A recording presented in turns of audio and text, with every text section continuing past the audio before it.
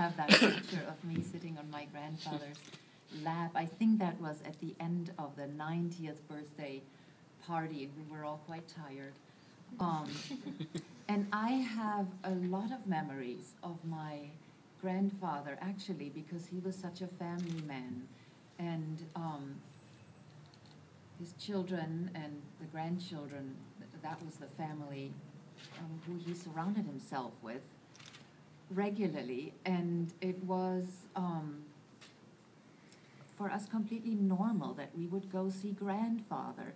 Now, we all got it, that there was something special about him, you know, with all the attention he got. And the ceremonial flavor the visits had at times. But I have very distinct memories of Christmas celebrations, for example, with him. And he did, you were mentioning about your great uncle, the attention that he would give the little children. That is the same memory I have of my grandfather, that when he was giving us attention, he was fully present. And he would look us in the eyes, and he would, so it seemed to me, you know, little Svalk, little gnome that I was, he would take us seriously in that moment.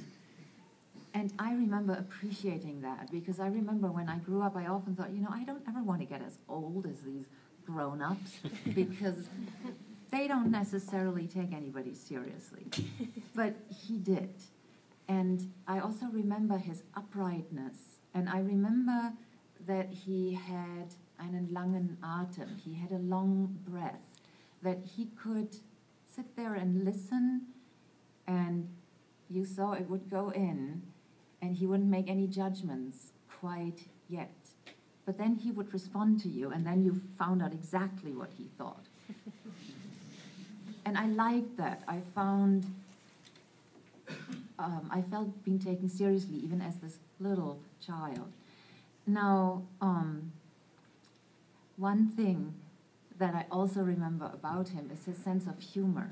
He had a great humor, and he loved to play with us, the grandchildren. So when we met, for example, in the summer, we got to meet once to eat the cherries from his cherry trees. And he had 2 trees. He loved his cherry trees. One tree, we were informed, had no worms. The other one had worms. But they were gorgeous, and you know, he had gone through the war, and you didn't throw away food, so we were being served up these wonderful looking cherries, and the deal was that you were not allowed to look at what you were eating, because if you ever encountered a worm, you know, the whole fun would be over. So that was his rule, and then we had to behave, right? We were visiting the Chancellor after all, and we were wearing nice clothes, so all these cherries with their pits and stains, you know, they were risky, but he loved to go outside with us, and then we got to spit the cherry pits, and we had a competition, you know, and he would participate, and he was not bad at spitting. So I just remember loving him for making himself available in that way. And my mother, Libet, came with him to several trips, and she was in the United States several times, and they brought back, well, okay, I'm going to tell the story differently, otherwise I'll take the pun away. So one day, and I think it was, maybe it was his 90th birthday party, because I have a distinct memory of that. He called all the grandchildren. It, you know, was a big formal event party, and then he called all the grandchildren to come over and collect near the staircase of the house that we would always gather in his house, which is nowadays still available to be visited.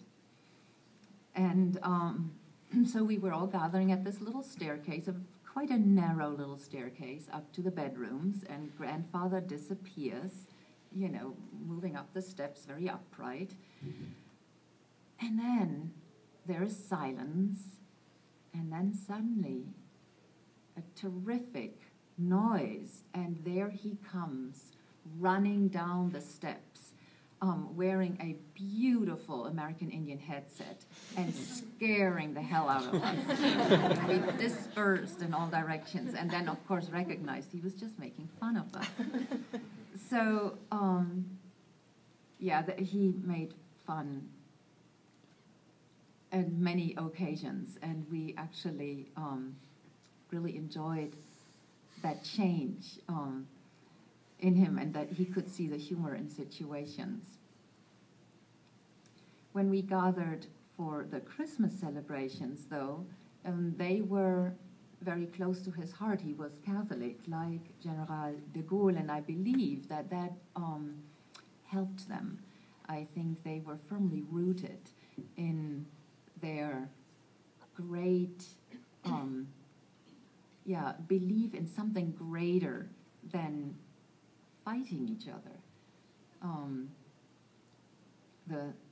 The steps that they had to take, I think, were partly based in that belief. So Christmas celebration had a lot of praying and singing songs and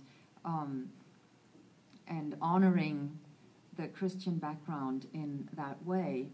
But then also it was being together with the family and sitting with him, and he would, again, he would be there for the grandchildren, and we would, climb up and have our very important questions, and he would make himself available in that way. These gatherings over the Christmas time still are taking place up to this day, every year. So every year the family gets together in the house that we are allowed to use for that occasion, and they put up this beautiful crèche that he had, wonderful scene with shepherds and three wise men and sheep and animals and everything. And the family still goes through the exact same ritual that we went through at that time. Oh, that's beautiful. This is not the Oscars. It's close. That's a heavenly voice coming down there. So anyways, there's a lot of tradition, and I must say I feel very much that I am a child of the French-German reconciliation, really, because I did go on student exchanges to France, and I went also for musical exchanges, and lovely French boys,